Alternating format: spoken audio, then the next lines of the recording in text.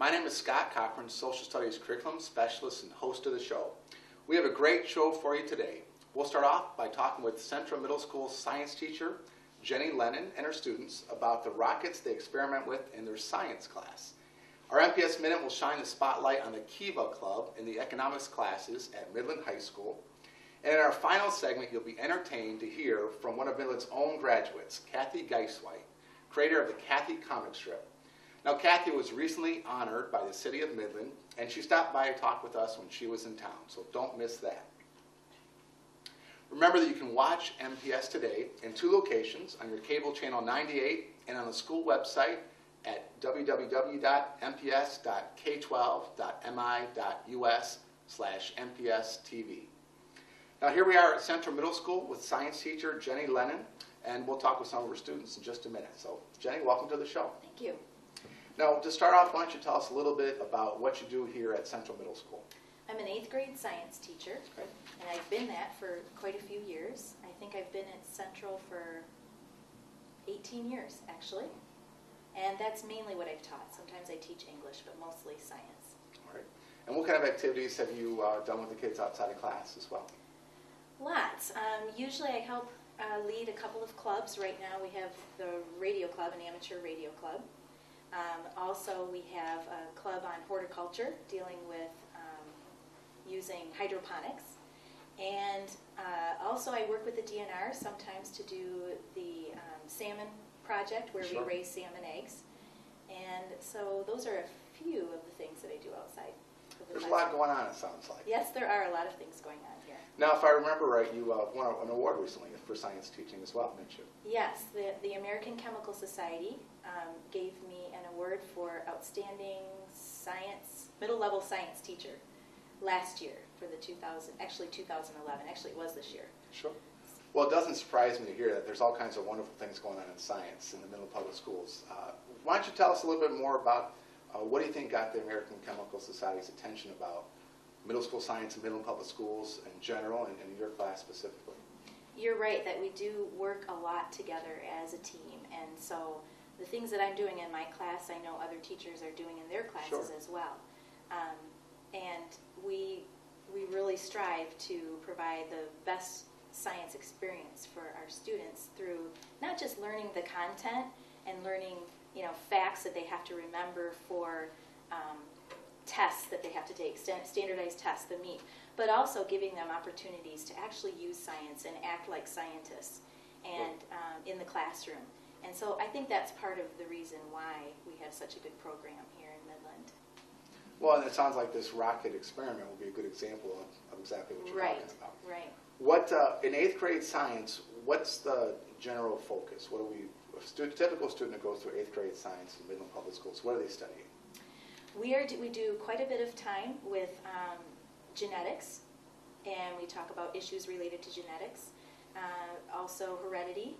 Then we do motion, forces, energy, scientific method, and we sometimes get into light as well at the end of the year. Okay.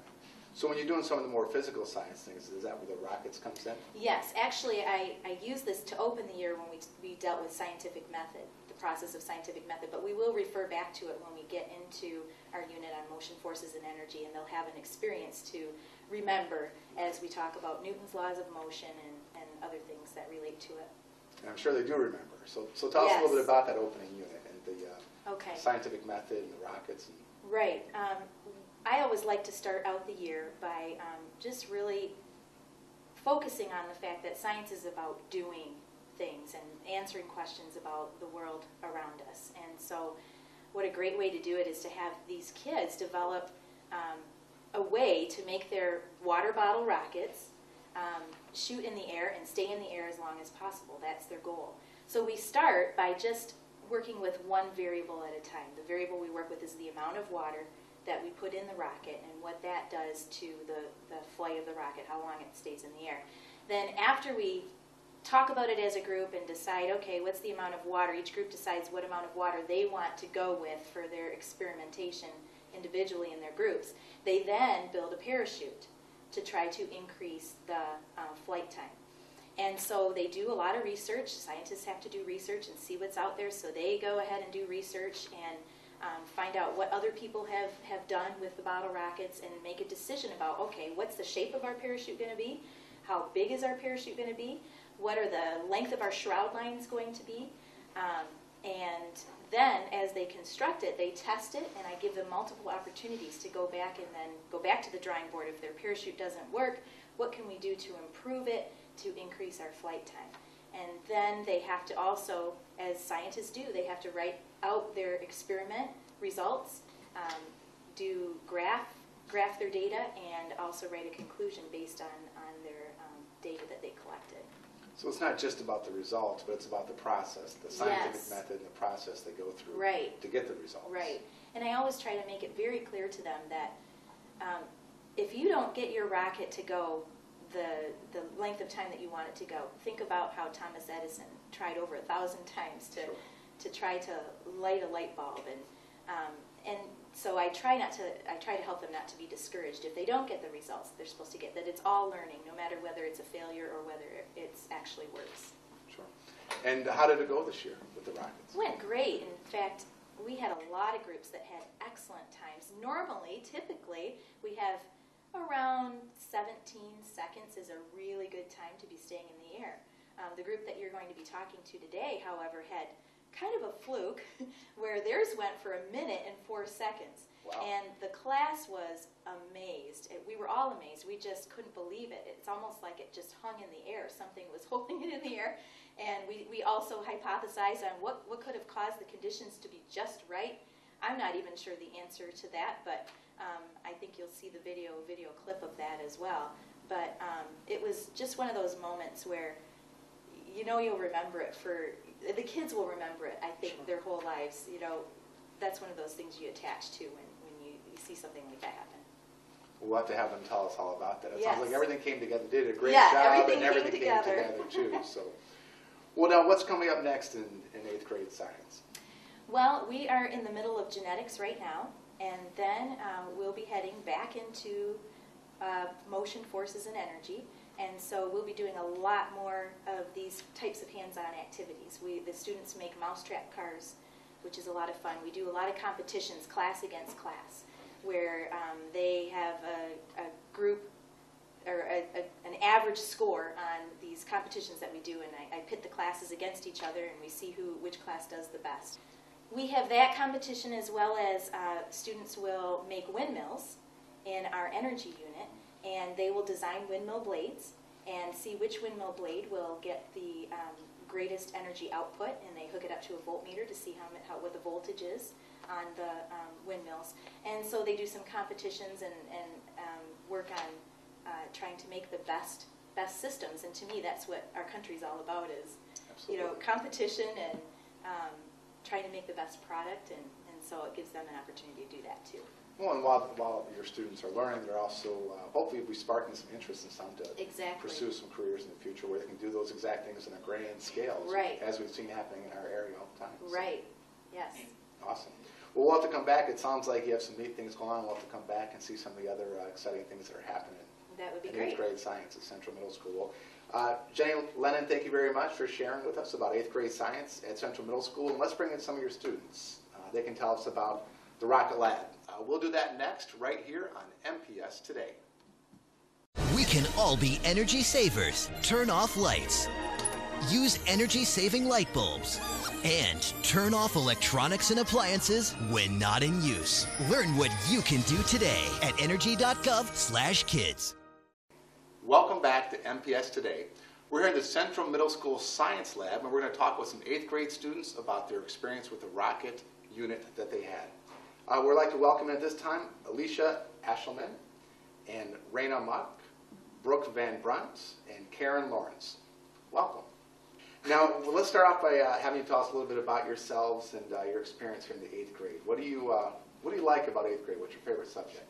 My favorite subject is math, because it has to do with science, and you do a lot of things like that, so it's kind of hooked in with what we're doing. And my 8th grade experience is actually pretty fun, because a lot of the classes you get to do some things.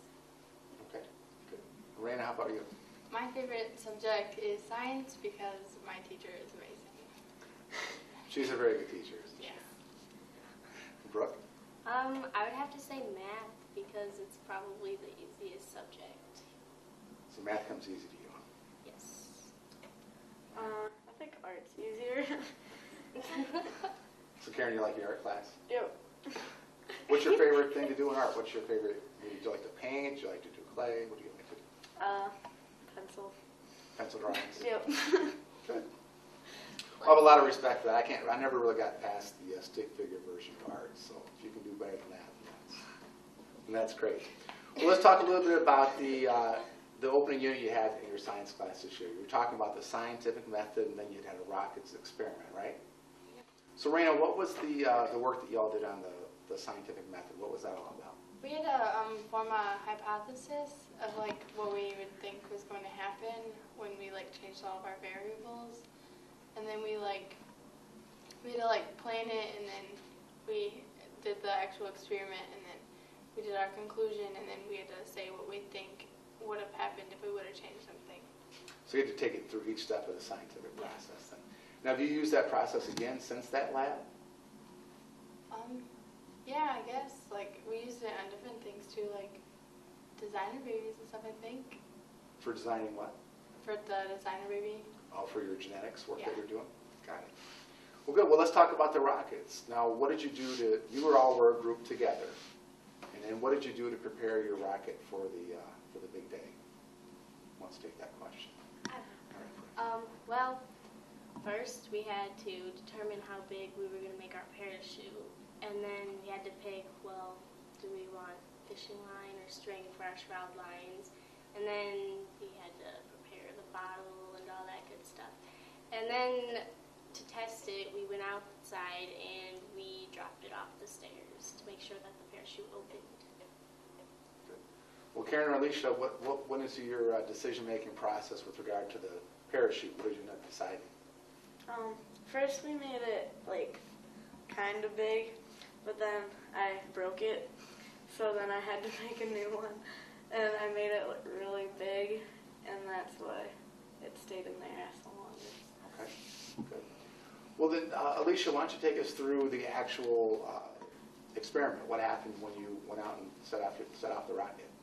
We got 300 milliliters of water put inside the bottle, and then we got to the air pressure thing jig, and we put 100 of amount of air pressure in there, and then we waited for her to come and get the camera ready, and we pulled the little key out, and it shot up in the air. Okay. Now, once your rocket shot up in the air, Mrs. Lennon was telling us that in the past, 17, 18 seconds was a good time. Yours was in the air for more than a minute? Yeah, A minute and and 4 seconds. So it's a record for the ages here. Now, Yeah. what happened? So the rocket went up, and then what happened? I guess it was just a good drift up in the air up And there. it stayed. It It kept just going kept back, and then going. it kept going up, and then when we thought it would come down, it just went up again. We're like, whoa. We were all freaking out. Baby, You'll see the Lennon. excitement in the video. Miss Lennon was screaming. She's going, whoa, it's still going, and she was freaking out. Yeah, if you watch the video, you'll see the amount of excitement. And then everyone kept running towards it. What do you, And I got it. when you hypothesized about what happened, what do you think? What do you think made the rocket stay in the air for so long? Do you think the size of the parachute has something to do with it? Yeah. It was the size of the parachute, and then the air catching it up in the air. So And a lot of people said it was just luck, and that it wouldn't have happened. No, it was But our But it was awesomeness. just skill. It was just skill. It was good. Well, luck can be a part of life, but they say, luck is where preparedness and opportunity meet, right? You couldn't control the air, but you prepared your rocket in such a way Yeah. that it was very successful, Yep. didn't you? So that's great. Well, how exciting was that? Now, are you going to be emailing Mrs. Lennon next fall when she does it with her classes next year Yeah. to see on the times? Yeah, 'cause I don't she's want anyone cool to be enough. Maybe you want to come back and give the future students some advice on how to make a rocket stay in the No. air. We're for a gonna long make time. them fail. No, you want to. You don't make your parachute this big. Right. The line's this long. We want to have the record. Yeah, This forever. long, it's crazy that big. I can understand the desire to hold that record. Well, for your sake, I hope that you do. Well, it sounds like it was a neat experience. yes. And science is a fun class, it sounds like. I'll have to come back and check out what you guys are doing in science later on this year. Well, Alicia, Raina, Brooke, and Karen, thank you very much for joining us today to tell us about your experience with the Rockets in 8th grade science. Anytime. Well, up next is our MPS Minute. We'll learn about the Kiva Club and John Mulvaney's economics class at Midland High School and the great works that they're doing with microloans. And after that, you won't want to miss our last segment. Kathy Geisweit will stop by to talk about growing up in Midland and her work on the iconic Kathy comic strip and the wonderful experiences that she's had. So stick around for more MPS Today right after these messages.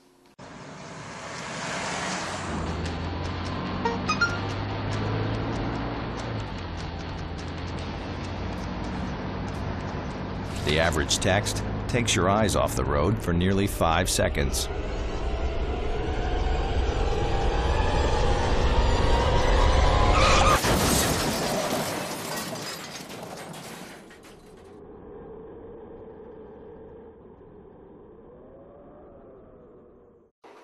Hi, I'm Bailey Urbanik from Midland High School, and I'm CEO of Midland High School's Kiva Club.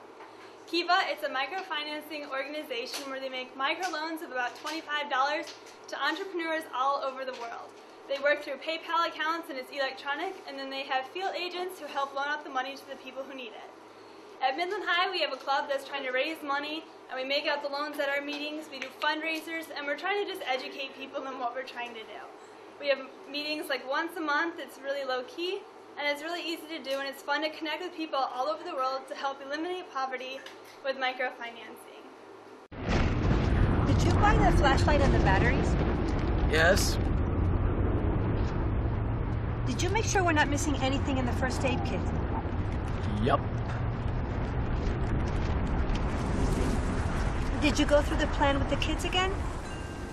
Yes. The more you prepare today, the more you'll be able to reduce the devastating effects of a tornado, an earthquake, a power outage, or any other disaster. Get a kit, make a plan, be informed. Visit ready.gov. Hello, my name is Scott Cochran, host of MPS Today. We're here at the Midland Center for the Arts to welcome a very special guest, Kathy Geisweit, creator of the Kathy comic strip and Midland High School graduate. Kathy, welcome back to Midland. Thank you so much. I love being here. Good. Now, Kathy, you graduated from Midland High School in 1968. What was it like growing up in Midland during the 1960s? Midland is my dream town, you know, and I had a perfect childhood here. I had a wonderful connection with families, with my church, with the Girl Scouts. It was in the 50s, quite a different time, you know, where nobody locked their doors. We walked to school every day. We came home for lunch. It was, I remember riding my bike from one end of town to another. This was a wonderful place to grow up. I love it here. Sure, and it still is a wonderful place to raise kids and have a family. So, now you went to Sugnut Elementary and Northeast Middle School before Midland High School. So what was that like? What are some of the things that you remember from going to school? Well, unfortunately, or fortunately, all my memories are food-based. I remember at Sugnut School, the highlight of my entire elementary education was the Sugnut School Carnival and the cake walk, where you had an opportunity to win a homemade cake. So that's my main memory of Sugnut. I had a teacher. I had teachers in every school that were hugely influential in my whole life. A couple teachers in Sugnut School I think of all the time. One was a woman who made us make lists every season of the things we observed that were different, and it became kind of a competition for kids to see, you know, how many more things they could observe.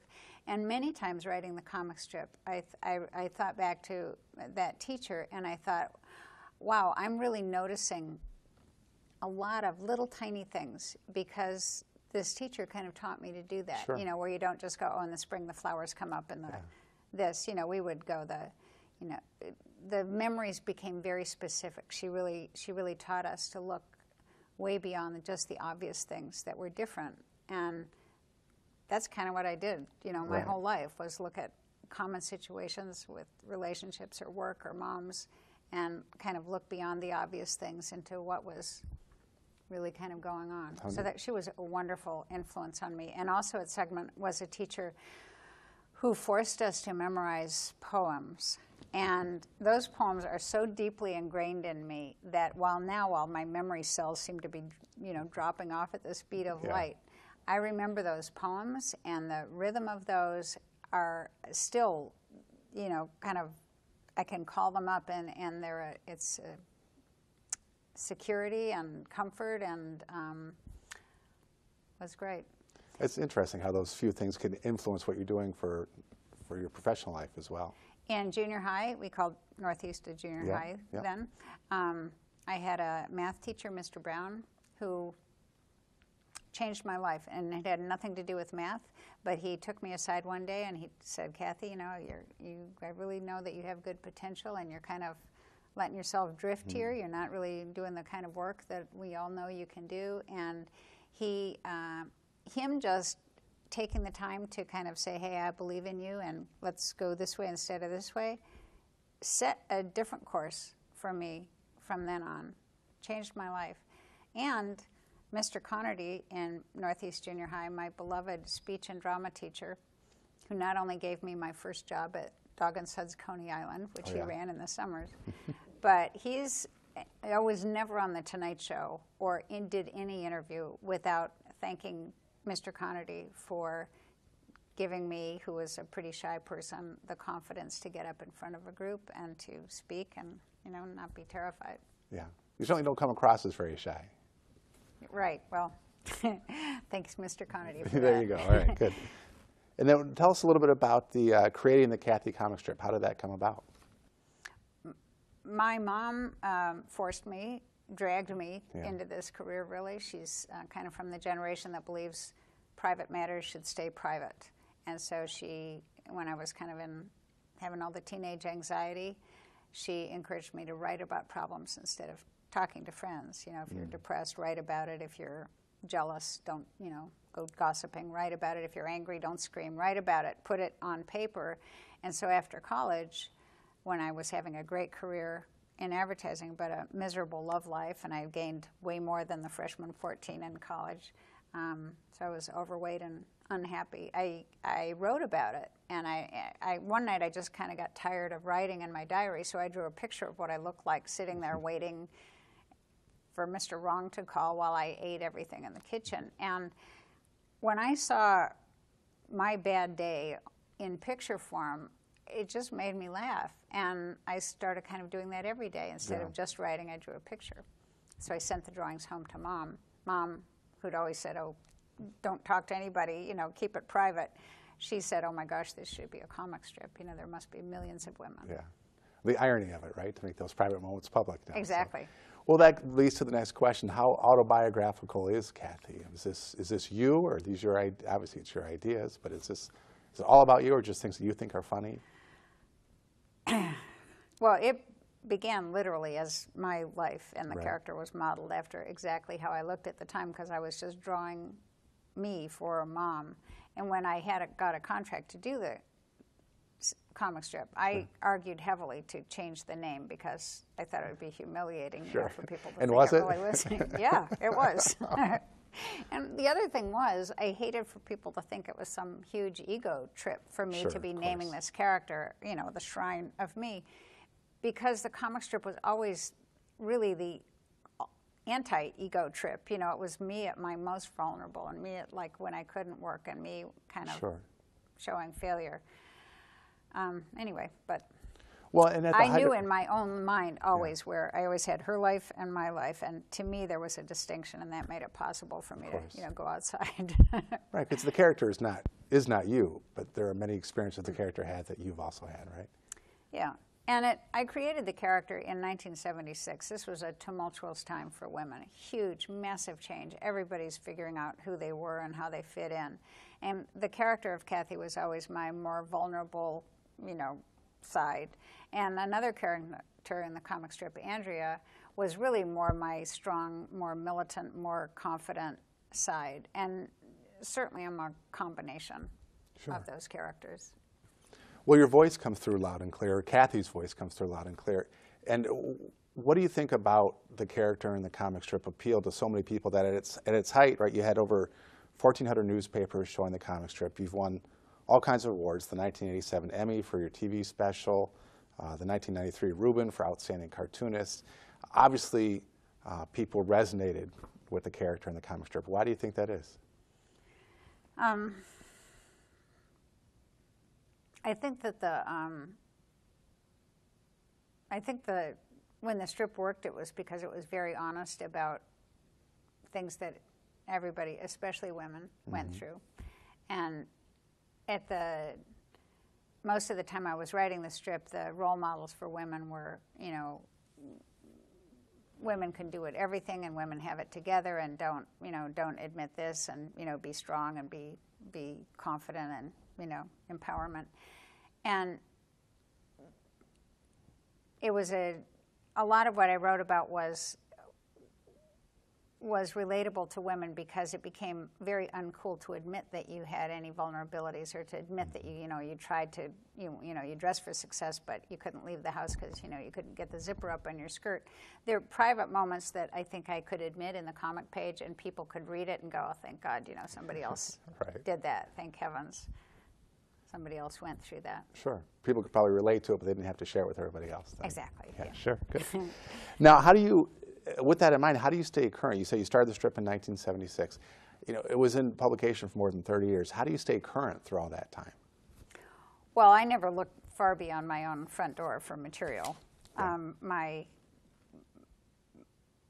Anytime I was completely had no ideas, I would simply call up my mother and record the conversation for the comic strip. I tried to disguise a lot in the strip, but the relationship with Kathy and Mom was exactly what happened, and often a direct quote from life. My own mother would sometimes cut out my strip and send it to me, you know, to make a point. And I would go, Mom, I know, I wrote that. I was quoting you in that. She really liked those ones, though. Yeah. That's funny. Did you ever come over to your mom's house and see the strip on the fridge?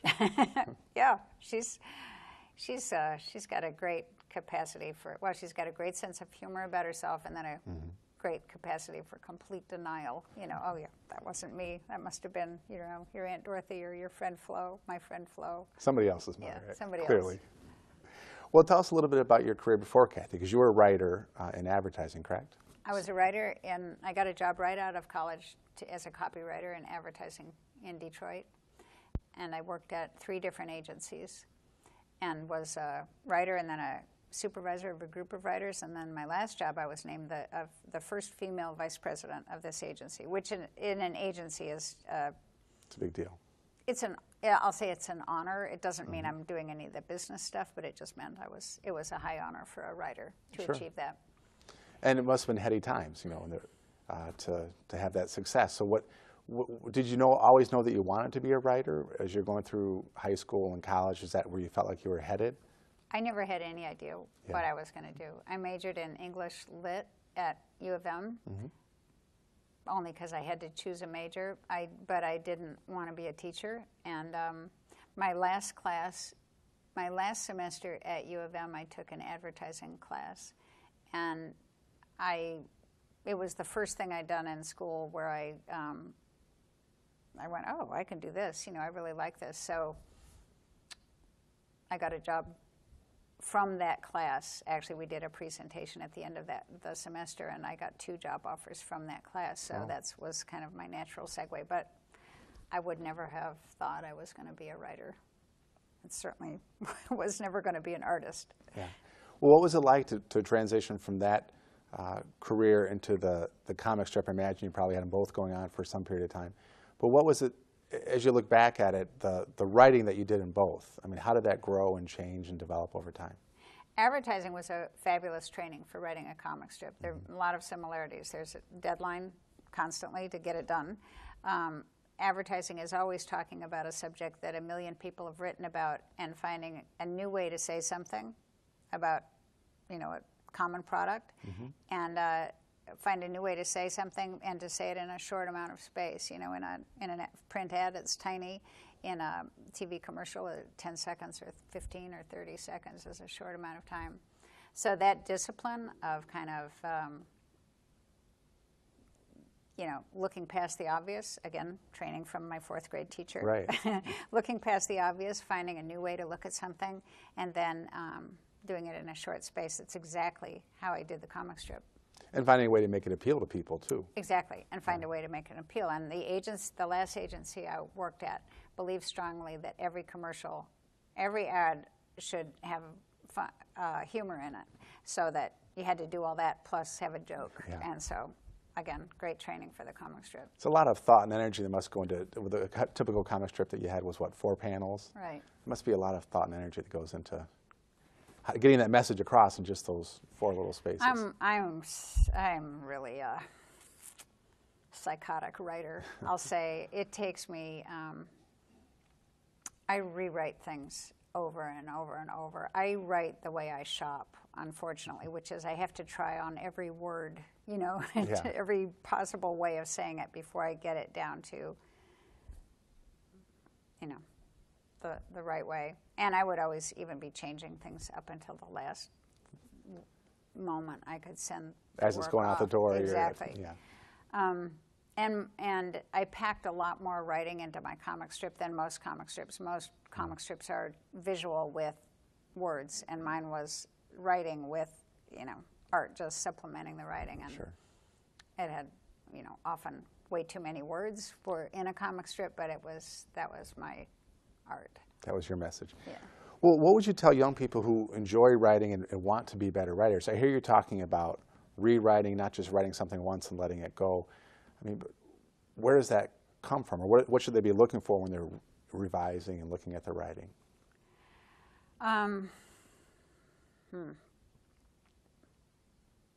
Well, there's a moment in writing where I know I've gotten to the real truth of something. And obviously at the end, you know, I could spend an entire morning writing one 4-panel joke. Yeah.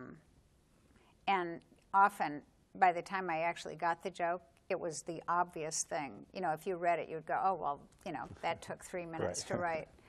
So I think that having patience, a huge amount of writing is the work of writing to me is the time when nothing's actually getting on the paper. It's the thinking, it's kind of getting in the right frame of mind, so you've got the right voice. Mm-hmm. It's kind of, it's all the wandering around the office time, the having the cup of coffee, the finding the lucky pencil, the getting the lucky paper in exactly the right position, the getting the dog. Getting the setup to do it is all part of, for me, was part of the process of sort of relaxing into the right frame of mind where I could get my brain free of the clutter and kind of, you know, think about a subject and then kind of work my way to the truth of something. Would it take you more time and energy to prepare for the writing or to revise and edit once you had something down? Probably 50-50. You know, there's probably a big chunk of time, and that's when it's painful if you have other people around, because it looks like you're not doing anything, and that's when people interrupt. Oh, you're just walking around. You know, that's usually why I always had to be vaulted away into a room with nobody around so I could think. But then it's also like the best feeling in the world. And writing wasn't always torture. I mean, sometimes I would just think of an idea and go, oh, God, that's perfect. That says it just right. And it says it, to me, when I got that feeling that something was just right, it would be truthful and it would be a little bit different than I know somebody else would have thought to say it. And that was a wonderful feeling. I love that. I'm addicted to it. You know, I want to write more now because, you know, I like to have that feeling again.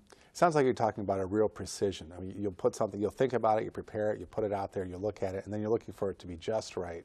Right. Just right over and over and over again. Yeah. What can I do to make it a little different? My daughter, who's had to write a lot of papers and stuff, she's the opposite. She's like the text writer. You know, she da-da-da, done. It's done. The paper's done. And I go, no, wait.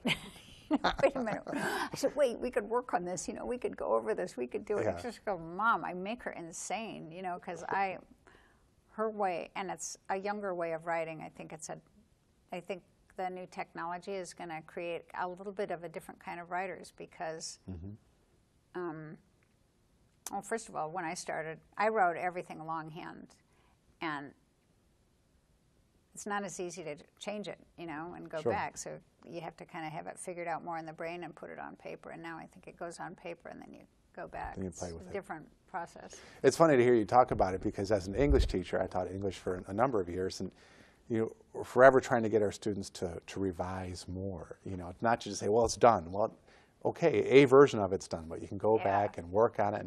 And there's, as years go by, and kids get quicker and quicker with expressing their thoughts on Twitter or wherever it might be. It's 140 characters or less, and it happens like this, and it's gone. Yeah. And we're on to the next one. So there's a real value to letting it marinate and oh man, go call my daughter and maybe you can get through to her. Well, that's the how challenge. She writes. The She'll go in challenge her we all room. have. I'll say I have to write a paper, and she'll go in her room and she'll come out, 6 minutes later with it typed done, and I'll go, what? And it's probably already emailed off and done too, Exactly. and turned in. Oh yeah, Right? exactly. I already sent it in. Now, let's talk about some quotes that I found that are from you, and I want to get your response to these, if you wouldn't mind. All right. So you said I graduated college in 1972, reading Ms. Magazine, but I was also reading Bride Magazine. I had one foot in each world and was struggling with how it was. What were the two worlds, and how did you resolve that struggle? I'm still working it out, and that struggle was kind of the foundation of a lot of my work. The two worlds were being in the world I came from in Midland was a world where in the 50s the dads put on suits and went to the office and the moms stayed home. That was true of every family I knew. And by the time I left college, there was a whole new direction for women, all new possibilities, new doors opening up.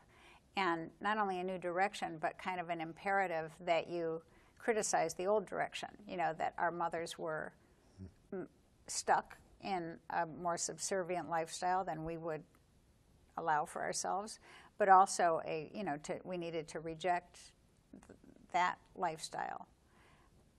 So it got complicated. It got very complicated for women to kind of love our mothers, but not like the kind of life that they had led or had to lead. My own mom she had a scholarship to college. She was a journalism major. She wrote after college, but when she got married, she didn't work because married women just didn't work then, and she raised her children.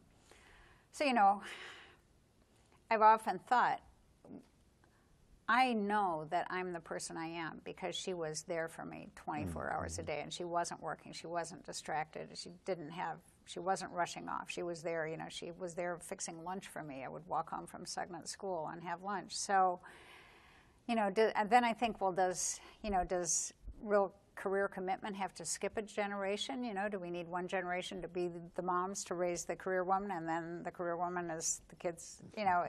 It's complicated. It is complicated. It's still complicated for me. I see my daughter. She just went to college, and I specifically quit doing the strip in her last year of high school so that I could spend her last year of high school just being her mom all year. And it was a wonderful, rewarding, incredible year for both of us, really. Yeah, I know that if I had been a full-time mom when she was 7, I would have gone insane. I needed to work. I loved to work. I wouldn't have traded this life that I've had for anything. So it's complicated. It is. And Can't do it all. It's interesting to hear you talk about it because I think it's a challenge that not only a lot of young women in the 70s were confronting, but I think that reminds me of some conversations that I have at home with my wife, that we talk about with our children and the work world and how do you balance everything and make it all happen. And it's probably not any easier today than it was for anybody else. So it's not. I think it's harder today because there's more. Well, when I got out of college, men and women were actually arguing about if a woman had the right to get a job. And, it's unthinkable now. Almost all women have to work just to keep the family together. So it's a different conversation, but there are a lot more opportunities, but a lot more pressure. Sure. So both those things are true. Yeah. Well, you were reading Ms. Magazine and Bride Magazine. What would you like your daughter to be reading when she graduates from college? I know one thing she won't read are any of my books. And I was looking at one the other day and I went, God, if she would just read this, she would see that I really do understand the mother-daughter relationship. I go, look, honey, I get it. I know. And hopefully one day she'll read that years from now. She'll go, oh yeah, Mom maybe understood. I think parents get a lot smarter once the kids turn about 25 or 26. I think that's when the... I don't know. I don't know if I started giving my mom the right credit for any years after that. I do now, though. Well, that was something I wanted to ask you about too. Is now that your mom is a reoccurring character in the strip, and the relationship you examine a lot. Do you feel differently about that, or do you look at that now as the mother as opposed to being the daughter? How does that resonate with you? How does the... Being the mother now instead of the daughter. You were the daughter in the comic strip and you're talking to your mother. Now, you're the mother and your daughter is going through some of the things you went through when you were younger. Well, of course, it's made me admire my mother a lot more. It's made me not nearly as afraid that I will turn into my mother. It's more, kind of hoping I'll be a lot of what my mom was. It's still kind of shocking to, realize that I'm the mom, and it's been interesting. It's funny how life does that to us, doesn't it? What? It's funny how life does that to us, isn't it? Well, here's another one for you. You said, I feel like I need to earn the space on the page every day to do my best new stuff. This is when you're retiring from the strip. Now, I love the idea of releasing my space to another cartoonist who can have a chance in the paper. So who do you like to read? What are some of the comic strips that you enjoy yourself? My favorite strips are the ones that are most truthful and, resonate for me. The comic strip Zits recently has been a huge favorite because it's about a teenage boy. It's about a couple living with a teenage boy, and because teenage boy isn't that different than a teenage girl, and that's been my life. I love reading that. I love reading Baby Blues. Same thing. It's very truthful. It really resonates from life. I love the panel Ballard Street. He's just kind of insane. He has wonderful art and wonderful bizarre characters, and I love his perspective on things. Having done this for so long, I have such admiration for anybody who just can get up and do it, 365 days a year. So I really try to read all the strips, and I love them all for what they are. Everybody has a little bit different voice. Of course. And it's interesting to hear their voices and to see what they have to say. When you were starting your strip, were there certain artists that inspired you or that you felt yourself drawn to? Oh, Peanuts, Charles Schultz. I never would have done a comic strip if it hadn't been for her. It never would have occurred to me to put my own, kind of insecurities in art form on that first day if I hadn't grown up reading Peanuts and seeing characters, simply drawn characters expressing those real feelings. And he continued to be, and still is, a real inspiration. Sure. Wonderful. Well, let's talk a little bit about some of the neat experiences that working on the strip brought to you. You had a chance to meet President Jimmy Carter. I did. At one point. What was that like? That was thrilling. That was at an event in support of the Equal Rights Amendment, and I had drawn a big poster, and I was chosen to present it to President Carter and Mrs. Carter. It was thrilling. Went to the White House. Yeah. My mom and dad came, and it was thrilling, really. I bet. Now, what about Johnny Carson and the Tonight Show? What was that like? That was one of the coolest and, of course, most terrifying things I've ever done. He was a wonderful, gracious, relaxed host. I mean, he made me feel very comfortable. I always knew that I got invited the first time to go on the Tonight Show because I had won an Emmy for an animated special, and I did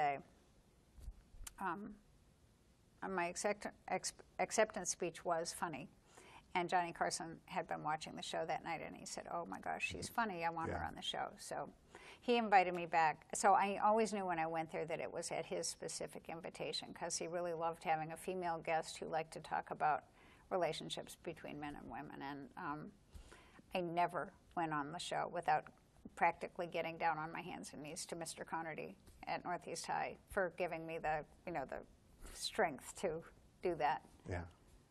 Neat. Amazing. Well, you retired from Writing Cathy in October 2010, and your daughter's graduated from high school now. That was one of the things you wanted to be a stronger part of, you had said. What's next for Cathy Geisweit? What's in the pipeline? I know that I'm doomed to be a writer at this point. This is who I am, and I'm looking forward to writing something, and I'm not sure what. I wanted to give myself the luxury of just kind of going brain dead this last year and getting back to a real blank page in my head. I love the idea of writing something without a deadline, and so I'm going to write something before I tell anybody what it is so that they won't say it's due. Right. No, that sounds like a good idea. Well, that's great. Well, Cathy Geisweit, thank you very much for joining us today, and best of luck in all of your future endeavors. Thank you. It's thrilling to be in Midland, really. Excellent. Thank you.